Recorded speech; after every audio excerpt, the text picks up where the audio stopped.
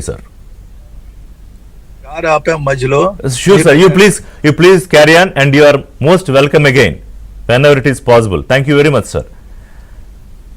Mr. Sanjay Pulipaka, join here, foreign affairs expert. Sanjay garu, we have our Srihari input in charge. Srihari, Sanjay join here. కూడా ఈ పరిస్థితి వస్తుంది అని మాత్రం expect చేయలేదు. కానీ పాకిస్తాన్ సడన్గా ఒక ఏదైతే మనం చూస్తే కేవలం దేశం మధ్య జరిగేటటువంటి యుద్ధంలో ఇలాంటి పరిస్థితులు, దొంగ దెబ్బలు తీసేటువంటి ప్రయత్నాలు ఇలాంటివి ఉండవు. కానీ పాకిస్తాన్ అయితే మాత్రం రాత్రి వేళ సామాన్య ప్రజలను టార్గెట్ చేసి యుద్ధానికి కూడా పూనుకునేటువంటి ప్రయత్నం చేసింది. సో ఎట్లా చూడాలి దీన్ని? సమర్థవంతంగానే భారత త్రివిధ దళాలు కూడా తిప్పికొడుతున్నాయి. మరోవైపు పాకిస్తాన్లో ఉన్నటువంటి కీలకమైనటువంటి ప్రదేశాలపైన కూడా దాడులు జరుగుతున్నాయి. ఎక్కడి వరకు కొనసాగవచ్చు?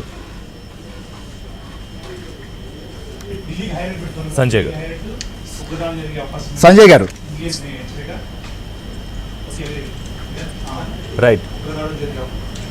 మేబీ శ్రీహరి, సంజయ్ గారు రెడీ అవుతున్నారు. మేబీ వాయిస్ ఒకసారి చెక్ చేసుకున్న తర్వాత సంజయ్ గారు మనతో ఇంటరాక్ట్ అవుతారు. శ్రీహరి, మీకు ఏమనిపించింది? అంటే ఇప్పుడు మొదలుపెట్టి చాలా గొప్ప పెద్ద మాటలు మాట్లాడారు. సో అందులో కొన్ని పిచ్చి మాటలు మాట్లాడారు. ప్రపంచం ముందు ఒక ఫన్ ఎలిమెంట్ లాగా మిగిలిపోయిన పాకిస్తాన్ ఈరోజు మొదలుపెట్టిన గంటకే తోకముడి చేసి, అంతకుముందే ఆర్మీ చీఫ్ పారిపోయాడు, ఇప్పుడు ప్రధాని పారిపోయాడు. ఎందుకు మొదలు పెట్టడం, ఎందుకు పారిపోవడం శ్రీహరి? రైట్ ఋషి, ఖచ్చితంగా మాత్రం ఈ పరిస్థితి వస్తుందని చెప్పి పాకిస్తాన్ అయితే మాత్రం తొలిత ఎక్స్పెక్ట్ చేసి ఉండదు. భారత్ నుంచి ఈ స్థాయిలో ప్రతిఘటన ఉంటుందని చెప్పి. ఈ నేపథ్యంలోనే ఇవాళ భారత్ భూభాగంలో చాలా పాక్ ఆక్రమిత కాశ్మీర్లో దాడి తర్వాత తమ యొక్క విషయంలో కొంత వెనక్కి తగ్గుతారని భావించారు.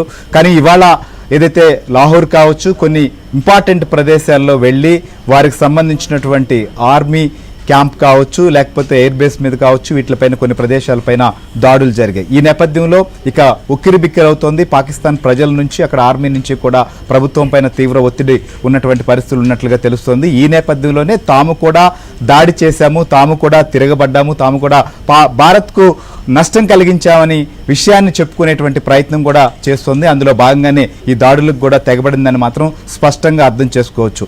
ఇవాళ నిన్న 2 రోజులు కూడా పాక్ పాలని భారత్ సరిహద్దుల్లో కాల్పులకు తెగబడిన విధానం చూసినా, ఇవాళ రాత్రి సమయంలో కూడా ఈ రకమైనటువంటి దాడులకు పాల్పడడం కూడా చూస్తే ఖచ్చితంగా పాకిస్తాన్ విలవల్లాడిపోతోంది. ఇక ఏమీ చేయలేనటువంటి పరిస్థితుల్లో ఈ రకమైనటువంటి ఉన్మాదపు చర్యలకు మాత్రం పాల్పడుతుందని మాత్రం చెప్పచ్చు ఋషి.